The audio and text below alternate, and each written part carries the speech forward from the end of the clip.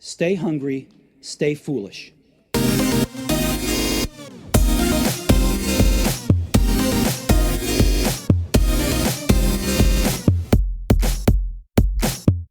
To be successful, innovation must overcome constraints in 6 areas: individual constraints, group constraints, organizational constraints, industry, societal, and technological constraints. Today's guest offers guidance on fostering creativity and overcoming the hurdles of each area of constraint. He's professor of business strategy and innovation with Vanderbilt University and author of Creative People Must Be Stopped: 6 Ways We Kill Innovation Without Even Trying. Welcome to the show, David A. Owens. Thank you so much, Aidan. Thank you. I really appreciate you having me on. It's great to have you on the show. I've been looking forward to this chat for a long time. You have a brilliant TED Talk. What I loved about the book was I thought of people like I did work in industry, and you have no framework to approach innovation. And oftentimes we get innovation and creativity mixed up. It'd be great to get your views on that. Guys, I've spent a long time trying to think about how do you be more creative? How do you be more innovative? And it took me a long time. It's probably about 10 or 15 years before I realized that was like, what do you call it, a fool's errand, or basically the wrong way to be approaching it, barking up the wrong tree. I could think of 100 cliches, but that all really basically mean that's probably not the way to do it. What I realized was that I think creativity is really overrated. Certainly, the American society, I would imagine, in most societies in the world, it's about being creative is like the most important thing. It's so important to be creative. And I think actually there's lots of ways we think about creativity that are not that useful. In that TED Talk you referred to, I did a thing where I was sort of playing with some ideas about how things that we think are creative are actually not creative. And I'm happy to share a few if you're interested in that and hearing that. Please do, man. Please do. So one thing I was thinking about was the iPod. So I show a picture of the iPod. People say, "Oh my God, that's so creative! That's so creative." I go, "That is not creative at all." Because if you sort of go into it and look at it, the iPod was based on technology that Diamond Rio had done, the Diamond Rio 500 3 years before. And Steve Jobs didn't invent music, didn't invent digital music, didn't do any of those things. And so actually, it was just a lot of really simple things put together into a format that sort of worked, but it wasn't like any kind of like radical invention or anything like really astoundingly new. And so that was one that we think of it as really this creative thing. In fact, it's not creative. I'll talk about what it is innovative, but it's really not creative. Another one I saw actually an article around Cristo in the I think it was the New York Times this morning, and it was talking about Cristo wrapping islands. And I thought wrapping all sorts of things, and I ran across this one where he wrapped a number of islands off the coast of Florida. I thought, wow, is that really creative, wrapping some islands? Actually, I mean, he had been wrapping all kinds of things before that. So it's like the idea of wrapping the island, like the creative part is really not the hard part. I think the hard part is actually wrapping the islands. It's not thinking of wrapping the islands. Another one, just one last one people think is very creative is the Post-it note. And so the Post-it note is kind of interesting. It took a long time for it. It was about 11 or 12 years for it to actually make it into production. And you might argue, well, that's because it was so creative. And in fact, it's not really that creative. It's just, a small piece of paper, too small to write on, an ugly color with bad adhesive on the back. You say, well, how's that creative? I mean, that's really not that creative.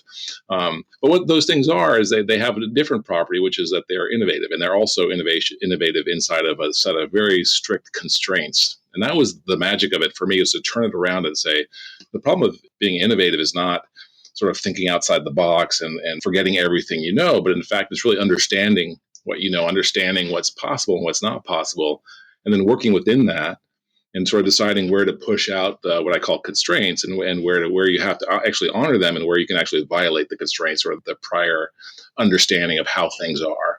One of the things I thought was really interesting was we have this kind of mask we wear in society, and we believe we need to behave a certain way.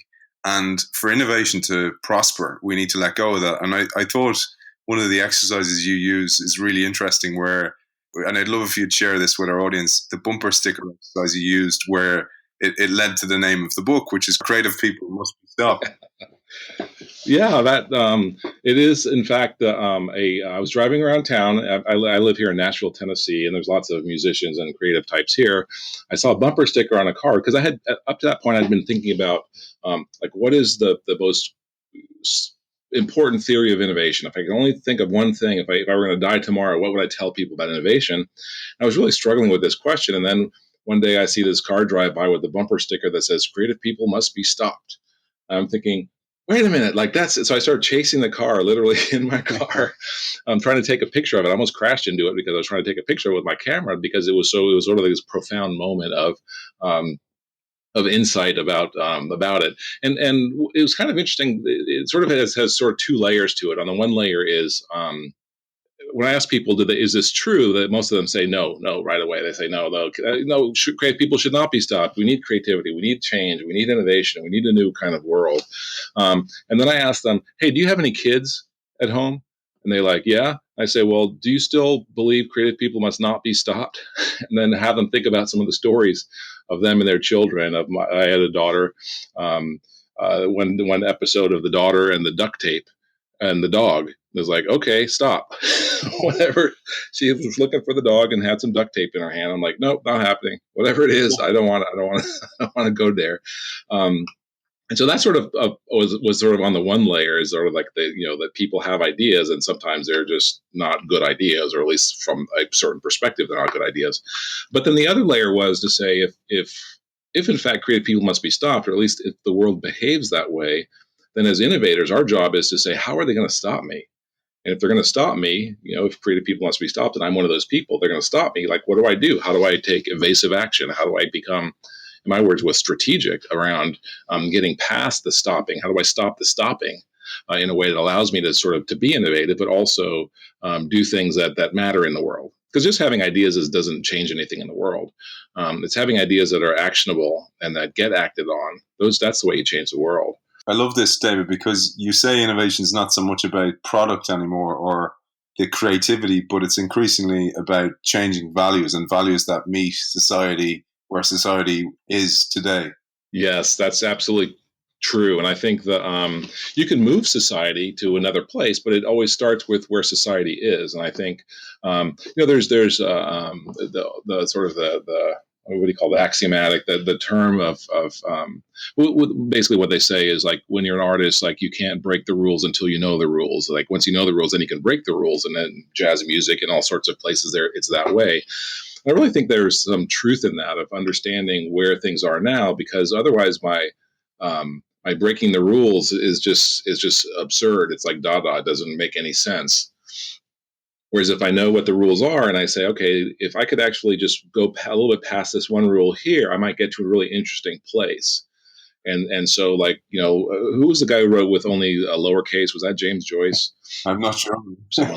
Yeah, someone like that, right? Yeah, and so you write with only lowercase. I mean, it's clear that he knows how to write with uppercase, but writing with only lowercase sort of brought in a whole different feel for it. But if he didn't know how to write, if he didn't know that there's a thing called uppercase and lowercase, and that he was actually willfully violating that, it would not have had the same effect on people. And so I think you really do have to know what I call the constraints. That is, what's going on in that situation. What are the kind of things that stop you from moving in one direction or another?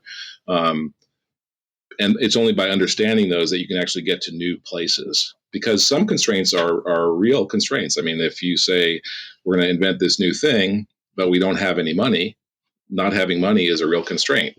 And so things that cost money are probably not going to work for that particular idea. And so I like to think about things in that way. So it's almost the inverse of being creative, is like thinking way out there, way out in the blue sky, or out pie in the sky. But I think it sort of starts from a place of understanding, okay, where are we right now? What's happening with us? What's stopping this innovation from happening right now? One of the things I loved about the book was, for many businesses and business leaders, they hire in a head of innovation, or they decide, we need to innovate more, and they hire somebody. And oftentimes they don't know why they're hiring them. They don't know what that person's going to do.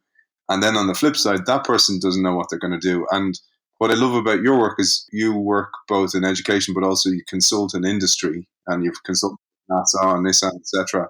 But the 6 points, I'd love to touch on these and go through them, if you would. 6 points of constraints, starting with individual constraints.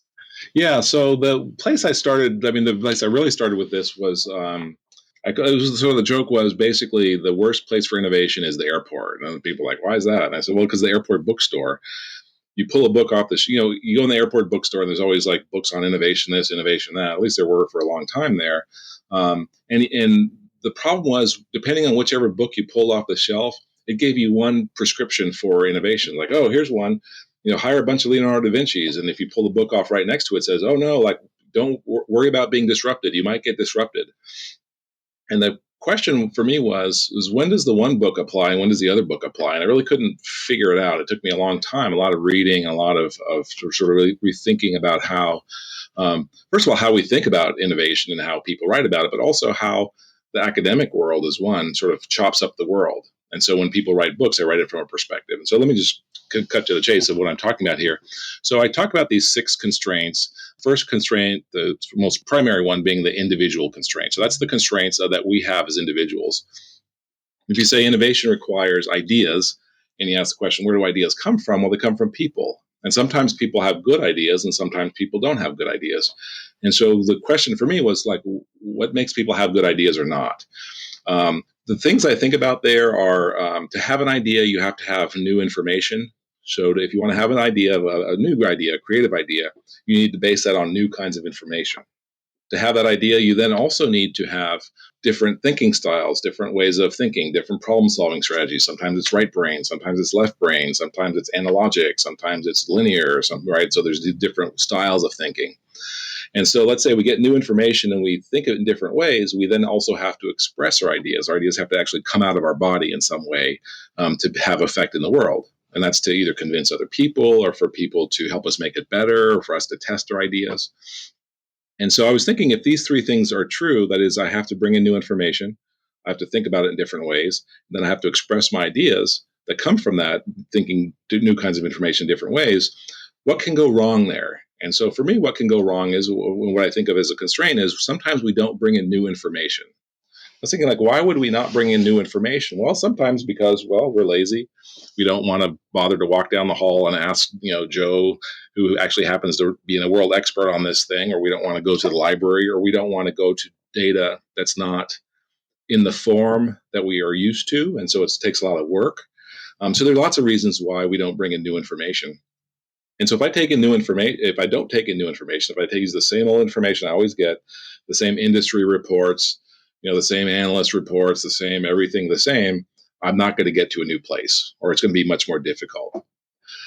In the second step, I could bring in new information, but if I don't think about it in different ways, that's a problem also, because it may be that I'm used to thinking about it a certain way. It's almost 5 o'clock. I got to go home. And if I do it this other way, I have to do a spreadsheet. That's going to take me an hour. I'm going to be late to pick up my kids.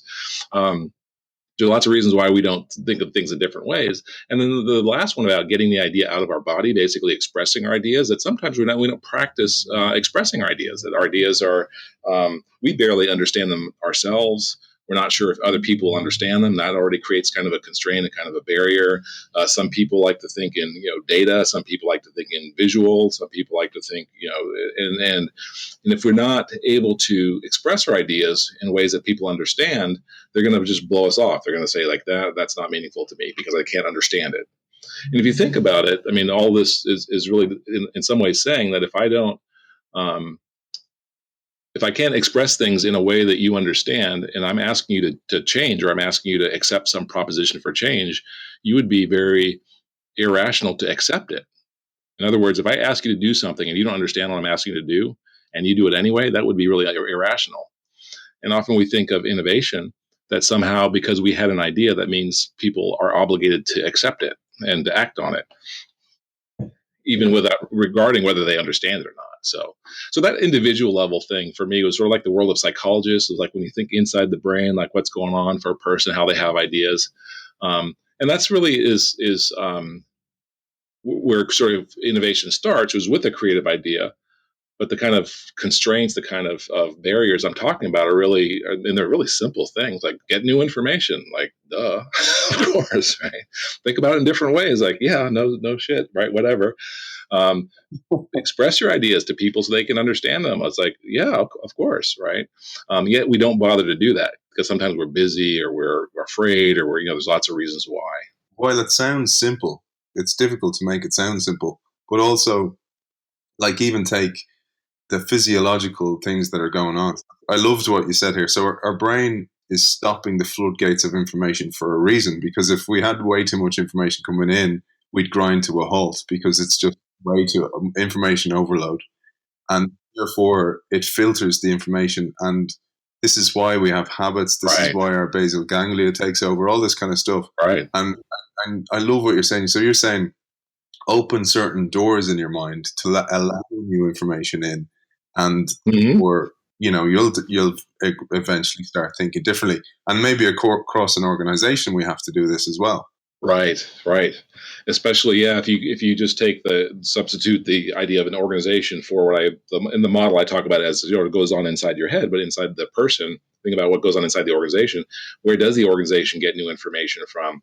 What problem solving strategies is the organization really comfortable with? And how does the organization sort of create value, that is, express its ideas, right? So the organization has resources, it has things, and it creates new value from that. And that has to be apparent to people outside. If I'm going to give you my money to buy this new whatever, phone, car, anything, app, I need to understand that. I need to understand the kind of value that you're creating. And so, yeah, I think that's absolutely the case. And it's the case that we don't often think of those really, really basic things of, information and problem solving strategies and things when we go after having new ideas. The other thing that to me it brings up, and I've been thinking more about this lately, is we often think that innovation, it's like expensive, it requires time, it requires more resources. And I've been thinking about that in some ways that, for one, is this act of looking at data differently or going and finding new data is very inefficient. Like, I have to go find some new way when I could just go look at the industry association magazine. Why? It has the information. Like, why should I look somewhere else? It's like, no, you have to go find some new information. Then when you get that information, you don't understand it because it's different. It's not the way you normally work. And so that takes time to sort of understand it. And then when you're expressing those new ideas, the people around you, they're used to the old way we used to talk about this stuff and the old kind of data we used to get. So it takes them a lot of work to figure out what it is you're talking about and helping you assess, is this a better way or a less better way than the way we used to do it? And all that learning requires time and requires slack resources. That is, we have the capability of having people work on this or having time in people's days to work on this.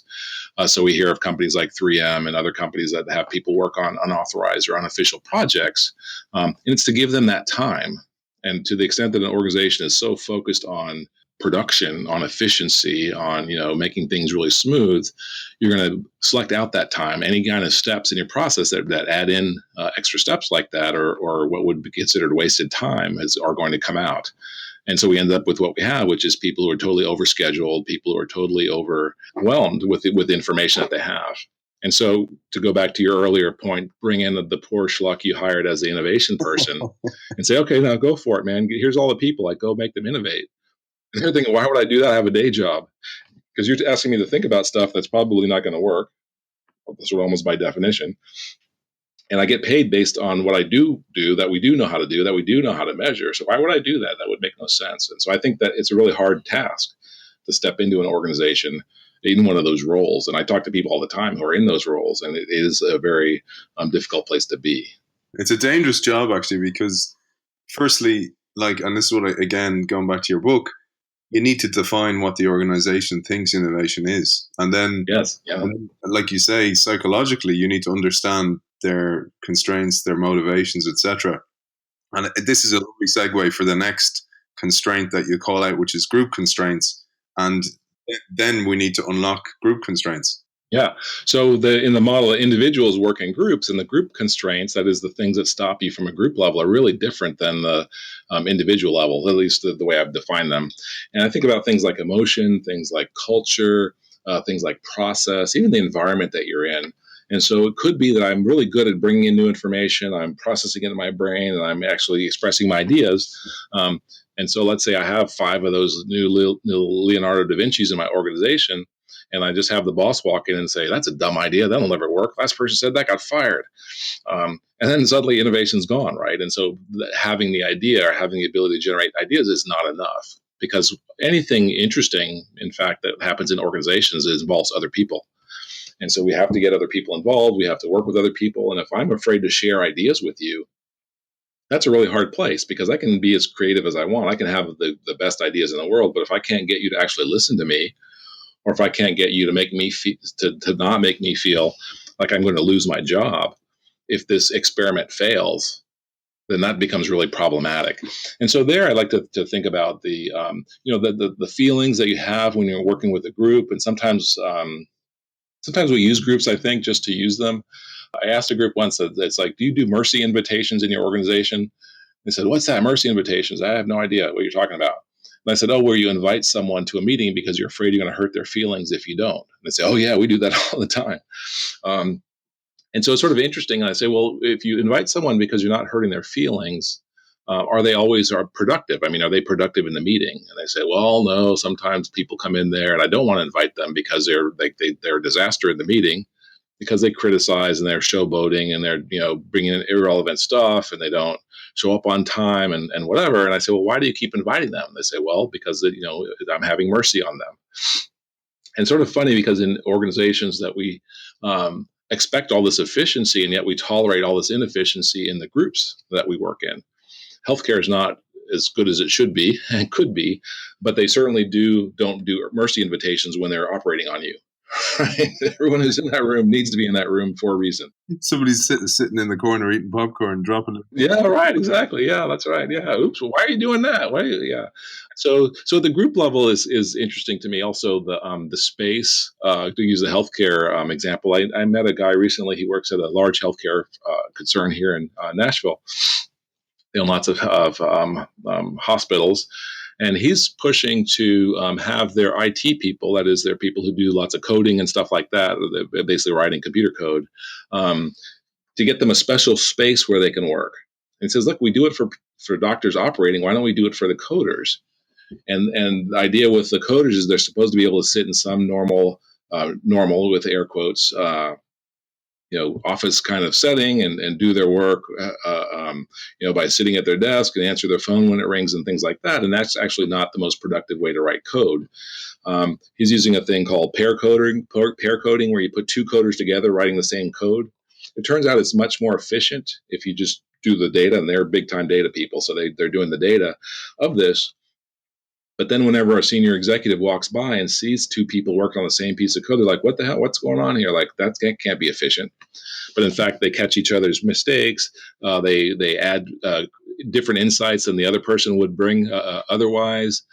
They motivate each other. When one person's slacking a little bit, the other one's like, come on, man, let's get this. We're almost done. Let's get this done. And so what he's chosen to do is to do that offsite. So he's got a space offsite where those coders are able to work in that way.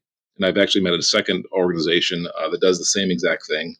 First of all, have them do pair coding, but then have them do it outside of the mothership, because they sort of don't understand the social nature of this innovation that they're creating, this piece of software code that people are writing. And so that sort of invokes partly the space also, like, the actual place that we're working together. If we can't share our ideas, if we don't have a whiteboard, or if we don't have easel pads, if we don't have markers, that really does slow down the process of us being able to communicate our ideas to each other and being able to help each other make our ideas better. And so that's the sort of this group level. I really spend a lot of time thinking about that. And most organizations, when they ask me for help, or when they ask me to either to help them think about what they're doing, there's often the group level. How you do groups is really as so sort of, for me, it's like low-lying fruit. It's a place where you can do lots of different things that really change things, but that we often don't think of because we're so used to doing things a certain way. That is, they say it would hardly be a fish that discovered water, because water's everywhere.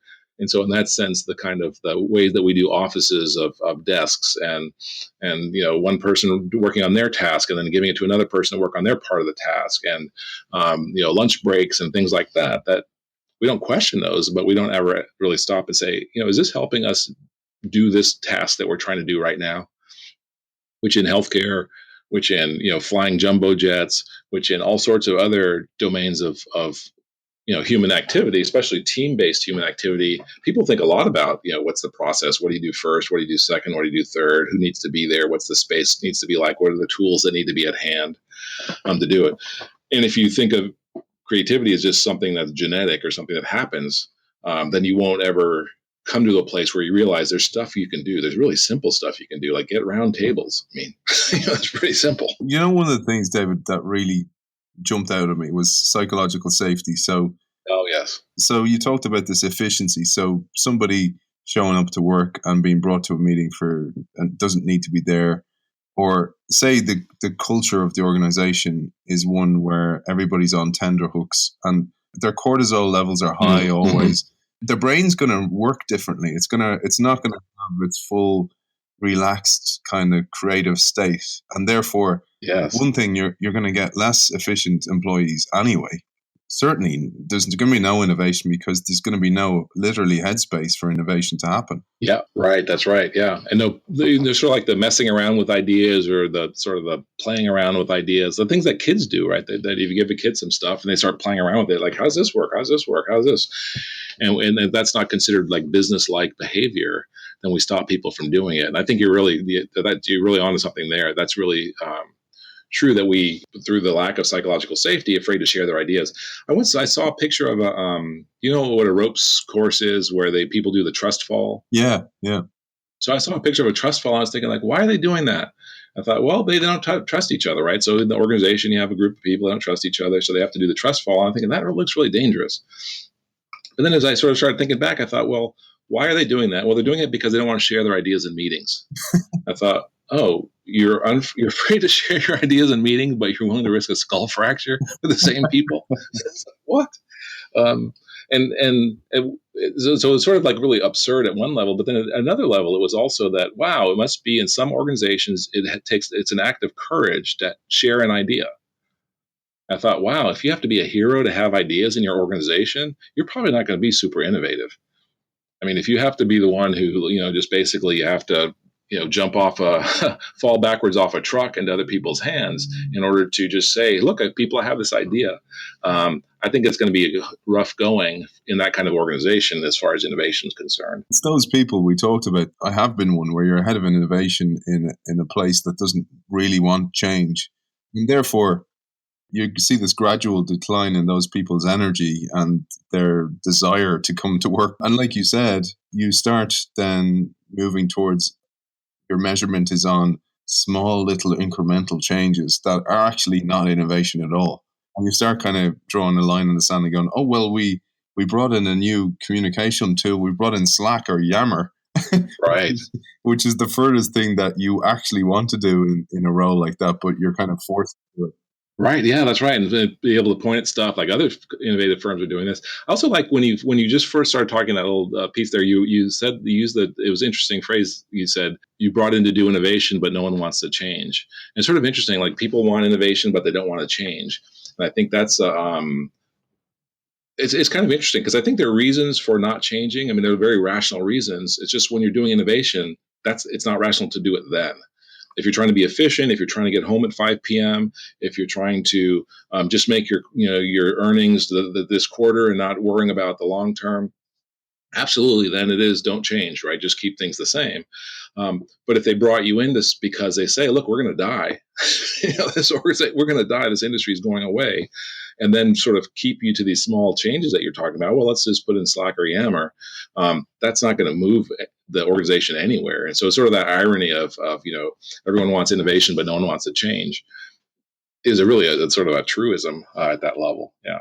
A nice segue again, because we talked about group constraints and so the next one is organizational constraints, and it's a different thing, because it is more about that. It's more about, well, if I'm going to innovate, I need to know what the strategy is so I can synchronize, or I can segue with that strategy. Right, absolutely, yeah. And so the sort of logic is that individuals work in groups, which were the first two layers. Then groups work in organizations, and the organization is like you said, is really different. I think, first of all, strategy. The fastest way to get an initiative or an idea killed, an innovative idea, innovation initiative killed in an organization, is to have it not be strategic. That is to say, this thing we're doing, how does it line with our strategy? And every bit of business school, of strategy, education, of economics, all that stuff says you want alignment. You want, those kind of, you want people moving in the same direction. You want people on the same page. And if you don't know the strategy, that's a problem. And sometimes people in organizations, they don't know the strategy. I mean, I'd love to help my organization move in the direction it's trying to move, but I don't know what the strategy is. You say, well, why not? Well, because it's a secret, or because we don't have one, or because we have one, I don't believe it, or because it changes every month, or because the new strategy that we're going to need is different than the old strategy we have, but people are afraid to think that new strategy.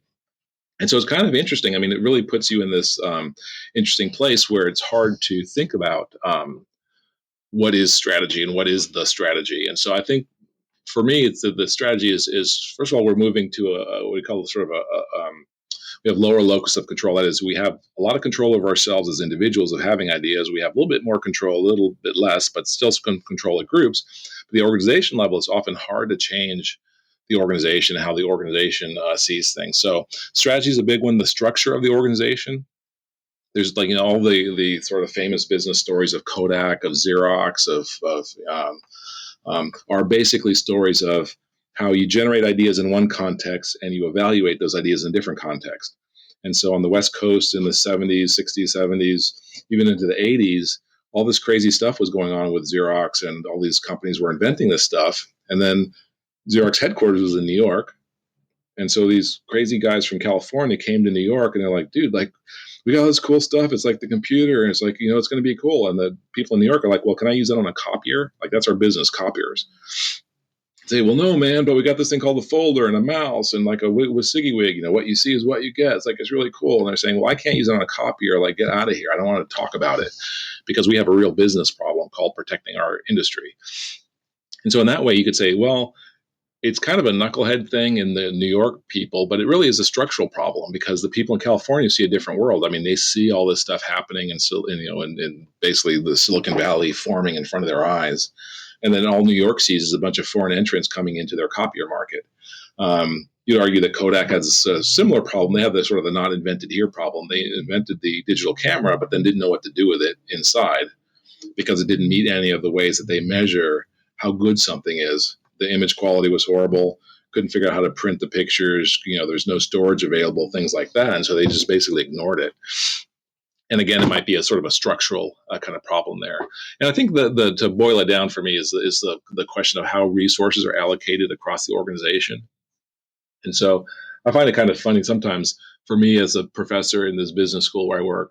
We're a good business school. I have control over exactly $300, not a penny more. If I have a penny more than that, I have to go to my dean and get literally a handwritten signature on a form.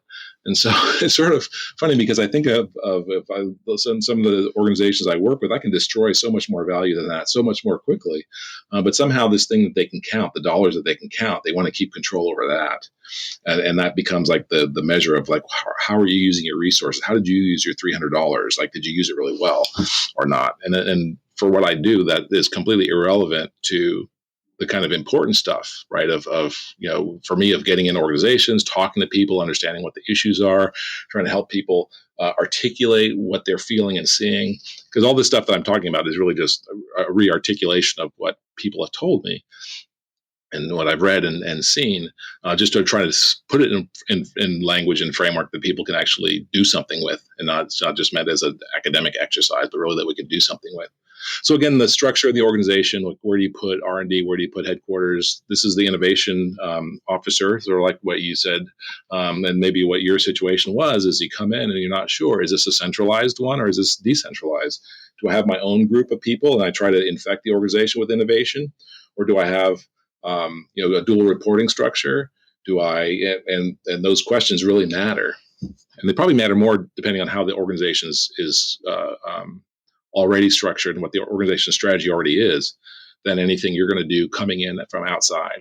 It's funny you used the same term I used to use. In fact, you would find people who had similar energy, reverse vampires, who go around infect everybody and change them over time. But that one of the key things in an organization is it does take time, and we're about to go on to industry constraints. But before we do, you can change business models. But until you change mental models, nothing's going to happen. Yes, right. So it'd be great, David, to talk about industry constraints, because we're kind of, I feel like what you've done here is you've started in with a really high zoom lens, and then you're zooming out and out and out and out. So we're on industry Yes. constraints right now. Right, that's right. So I am zooming out in that way. The industry constraints. So I say if individuals work in groups, and organizations operate in industries. And here, this is sort of the world of the economist, or even like the traditional business strategy kind of thinking. The kind of things I think there about competition, because we believe that competition leads to innovation. In fact, in the U.S., the antitrust. So I think right now we have Sprint and T-Mobile and Sprint want to join together, and the question of whether they're allowed to or not is whether that's going to decrease innovation. That is, giving better service at equal or lower cost to the consumer in the end. And that's basically the criteria that they use, or the acid test is are consumers better off by having them together than by having them apart? The last time T-Mobile tried to join, AT&T tried to buy T-Mobile. It was turned down, and after that, we got unlimited streaming. We got all kinds of crazy stuff that is just good for consumers from T-Mobile. In some ways, they had to do this. They had to start acting crazy in order to stay alive in that industry, and they were able to do that. And so, competition is one. Although we can also imagine that competition stops innovation, because if it gets too competitive, then people will leave the market. They'll say, well, I can't make any money doing that, so I'm going to leave that market. The other thing that I like to think about is suppliers, or we might call them professionals. So here in areas like education, healthcare, law, why is there so little innovation, or so little apparent innovation? I mean, there are things happening, there are things going on, but it's sort of not the kind of breakthroughs that we're seeing in technology or in communications or in other places. And I think it has to do with how we train people. So for me to become a professor, I have to get a PhD. To get a PhD, I have to get good grades all the way starting as a little kid. I sort of did, and I sort of snuck in the side door, but it's very unusual to come in that way, because it is it's just a way to do it. And also, imagine I have a sister. Was a physician, and she trained for so long. She must have trained. It must have been like 30 years of training before she gets to really truly practice. And then you think, okay, we're going to change everything. And she's like, no, we're not. I spent 30 years learning how to be competent now. Now you're not going to change everything and make me incompetent. So I have to learn it all again in that way. That's a really key one, David. Sorry to jump in here, because that was good. The goalposts are constantly moving. So you said you snuck in the side door, but with that, you snuck in some new ways of thinking, and you brought in new kind of, mixes and synergies of thinking that wouldn't otherwise get into organizations. And I often find, and I said I loved your TED Talk because it was very human as well. And oftentimes we get so trained and so expert in a field that we remove all the humanity, or all the synergy, or all the, these fantastic mixtures of different disciplines. We take them out of the process. And it's usually through a cornucopia of lots of different thinking, or lots of different data, and lots of cross, disciplinary skills that magic happens. And that's what innovation really is. Yeah, that's good. Thanks. Yeah, I like how you're talking about that. It is, for me, it's interesting, because in some ways I felt like I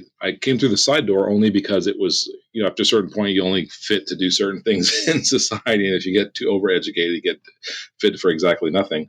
I feel like I was always this way. They always sort of working between. So I'm biracial. I'm half black, half white. I'm bicultural. My mother's German. My father's American. And I was sort of always in between. And for me, the distinctions of between you're this or you're that never really made sense, because I was never this or that. In my sort of academic career, if you want to call it that, it was sort of weird to me that we would separate thinking about individuals from thinking about groups. But in fact, we do that. We have a group called psychology, and they're over on campus in one direction. We have a group called social psychology, and they're a different part of campus. And it's sort of weird because they don't go to the same parties. They don't like each other. They don't, even though they have the psychologists, they have the same word in their title. It's like, well, how can this be? And I think what you're saying is right, that we sort of become so overtrained, and we start to only listen to ourselves or people like us. We try to produce more students who are just like us and who think the way that we think. And pretty soon, the cost of success as a faculty member, for that matter, is that you have some kind of party line that you're towing, and that by towing that line is how you move up in the organization. And this is an organization like so many others. And I know that's true in many organizations where, what it used to mean to be an IBM man, you had to wear the blue suit and the white shirt and the garters and all that stuff. And if you didn't do that, if you weren't able to conform, then you were just ejected. You were selected out of the system. And so I think the world's getting a little bit more, I don't know if tolerant's the right word, but more tolerant for people who do sort of work in the interstitial areas. And at times we need that. Sometimes we need to dig deep, and sometimes we need to dig across. And so I feel like we're sort of in one of these digging across areas right now. People talk about artificial intelligence, and in a world where artificial intelligence is going after expert roles, so it's easier for AI to go after a certain task or a certain role, but it's not so easy to go across different realms or different disciplines, and therefore multidisciplinary skills is actually a very valuable thing in these turbulent times. Yes, that's right. I hadn't thought of it that way. That's really, I think it's really profound and important to think of expertise as the thing that's going to be sort of made. And in fact, that would be consistent with the history of the Industrial Revolution. The people used to run the milling machines, and they figured out what the movements were, and they recorded them, and then they put it into a CNC, computer numeric control machine. Put all those people out of work, just like that. And if that were to take that into the world of general expertise, where you're generally an expert, that's interesting implications. Hence, teaching people to be more human and understand stuff like the next constraint, which is societal constraints, is really, really key. Right. So my concept here with societal constraints are that I have a colleague friend who's an anthropologist, and he studies. They study down in Guatemala and Mexico, other places. One of the questions comes up of why did the Maya disappear? So the Maya, just this whole, it was like as if the Roman Empire all of a sudden just collapsed and was gone. And one of the arguments is that it was because, at least one of the more far out arguments is that it was because people were unwilling to give up their lifestyle choices in the world of climate change. So there's climate change, and people are unwilling to give that stuff up, and so they just basically end up with this problem. The crops fail, everything collapses, and all that. So I was kind of thinking, well, why would a society not want to innovate? Why would a society not want to find a new way to do things if the old way is sort of going away? And the sort of the answers I come up with are things like identity. So what does it mean to be one of us? Whatever us is us as an Irishman or American, a German or whatever. So there's this idea of our values and our identity. And then there's basically the social controls, what is the word I'm looking for. Basically, how do we control people? So when I'm driving down the street, there's certain assumptions I can make that you'll drive on the other side of the street. And you won't just all of a sudden swerve into my side of the street. And so that's called social control. And some of it's internalized, and some of it's in laws, some of it's in different places, different ways that they bring it up. And then the last one was sort of tradition and history. So these three things: my identity, how social control is exerted, and then also the traditions and history that are part of where I am and what I am sort of come into play as well. And so those three things are interesting, because if you think about who I am, what kind of person I am, and look at something like the Segway, as a you can argue there's all kinds of functional arguments you can make. Well, the battery didn't last long, or it allows you to do all these things, but in the end, do you want to be one of those people who rides that thing? As when people see you going across a parking lot, is that who you want to be? I think that's sort of an interesting one that really brings it home for a lot of people. Yeah, it's like, how does society see me, or how would I like it to be seen? It's like the hipsters. Yeah. It's funny because when I think of the 6 constraints you've called out, it's like they get increasingly easier in one sense, in that when you start at the center, at the individual, you're actually trying to change people, and it's like a difficulty matrix. It's it's really difficult. And then when you come out, the last one, 0.6, the 6th constraint, is technological constraints. In a way, Right. It's the easiest one, because you're changing technology and not people. Yeah, and it's sort of been the default for a long time. I think the idea of just throw more money in there, throw more time in there. So the Manhattan Project, all kinds of things we're working on now, even like lithium-ion batteries. It's not that, that there aren't smart or creative individuals. It's not about the groups. It's not the organizations, on and on and on. But it really is about the technology. And for me, the main point with this one is with the sort of the technological constraints is that I sort of talk about like making matter behave. Like I have an atom here and I need it over there. I have a hemoglobin here and I need it there, because if I'm doing brain surgery, I got to keep this body alive. And so sometimes those problems are just a matter of money and time and R&D and science and basic science and those kinds of things. And so then to take the whole picture then is to say, well, the issue, to go back to an analogy I was using earlier, joke, was about the airport bookstore. So now let's say you have these 6 books, a book on the individual and how to make people more creative, a book on groups and how to make psychological safety really important, a book on organizations and how to structure your innovation efforts, a book on industry and how competition and disruption works, a book on society and what values, social values, what are the social trends now, how are kids and millennials thinking about this and that, or a book on technological development, so let's say coding and C++, C#, whatever. If you're in the bookstore and you happen to grab one of those books off the shelf, it will tell you that's the problem, that's the problem of innovation. When in fact, it may be that you have a different problem. That maybe your problem is how you run groups and it's not the technological part. Or maybe your problem is the technological part and your way you run groups is fine.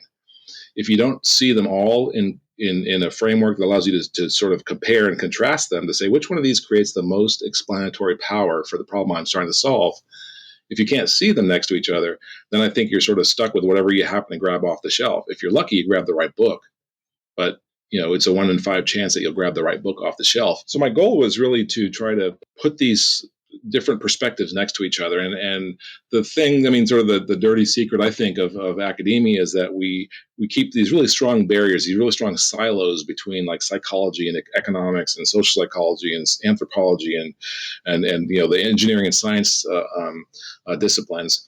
And what happens is if you write a book like I did that talks about across the different disciplines, I get no love from any of them, because the people who I'm more like, I'm actually been trained more as a social psychologist than anything else.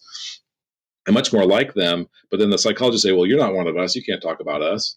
And the economists say, yeah, you're not one of us. You can't talk about us. And then I go back to my social psychologist and says, well, don't you still love me? And they're like, no, as long as you're talking to those guys and those other guys, we don't like you anymore. So you end up in this funny place where you're trying to get at a bigger truth. And so what I decided to do with my book, and really my book is meant for managers. It doesn't throw off any great academic kudos to me, but it does help people who are in the problem where they have to manage and they're trying to figure out, like, what do I do here? Do I hire more smart people? Do I restructure this part of the organization? Do I just sit tight and throw more money in there? And I think those are the kind of questions that I'm interested in, and that I've taken the sort of the real, almost sort of dilettantish views into these different academic disciplines to put this book together. So here's what you need to know about those psychologists. And if you want to know more, go read there, but understand this is their world. They think about what happens between your ears, like what's happening in your brain, which is really different than what happens when your competitor comes out of nowhere, like Uber did, or like Airbnb. Like, it's really just a different thing. And you need to know which of those 2 books you want to look at, or which one of those academic viewpoints you want to observe from. So that's what I want to say. And then I've gotten lots of great feedback from managers. I've gotten 0 great feedback from academics. So I'll just leave it at that. It's funny when you were saying that, and I could picture you, and I could empathize in a way where, you're trying to get other parts of the organization to come together. You have to kind of wear a mask in certain roles, and you have to, you're like very much an actor in that you have to, and that doesn't feel good because you can't be yourself, because you have to bring everybody with you. And I suppose it's like, while you're saying you got lots of great feedback from managers, you really need to be both a leader and a manager to make this happen, or else you need huge leadership support from the very, very top to make this happen. Absolutely. I think you're absolutely right. Well, David, it's been an absolute pleasure talking to you. And where can people find out more? Because I know you write and you have a blog, etc. Yeah. At this point, my website, creativepeoplemustbestop.com, is the best way. I'm currently revamping that, and that's going to go in different directions. And I'm not super active in on the online Twitter and things like that, but most of the stuff I do, I send out through. There's a mailing list on creativepeoplemustbestopped.com that you can go there. There's also a survey. You can do a survey if you want to see if any of these innovation constraints are big in your life. Take the little survey. It'll email you some responses back. David Owens, Professor of Business Strategy and Innovation with Vanderbilt University and author of Creative People Must Be Stopped, 6 Ways We Kill Innovation Without Even Trying. Thank you for joining us. Thank you.